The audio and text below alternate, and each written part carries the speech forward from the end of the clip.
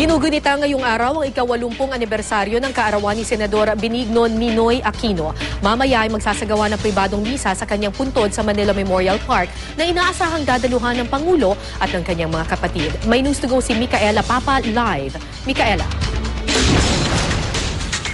Sara, nagsisimula na ang paghahanda dito sa Manila Memorial Park para sa ika-80 anibersaryo ng kaarawan ni Ninoy Aquino.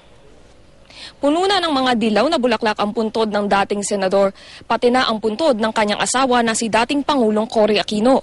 Nakahanda na rin ang 2 malaking dilaw na kandila, pati na ang altar para sa misang isasagawa mamayang 10:00 ng umaga na pangungunahan ni Father Danny Tansek. Kani-kanina lang ay dumating na si Pangulong Noynoy Aquino at ang kapatid niyang si Bossy Aquino Cruz.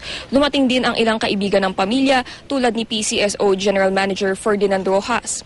Pribado ang misa at hindi pinahihintulutang makibahagi ang publiko, kaya naman ang ilang fans ni Ninoy maaga nang nagpunta upang magbigay respeto sa yumaong senador. Tulad na lamang ng aming nakapanayam kanina na si Aling Lydia Maala na unang nagtirik ng kandila sa puntod. Halos bawat linggo daw ay bumibisita siya sa puntod ni Ninoy.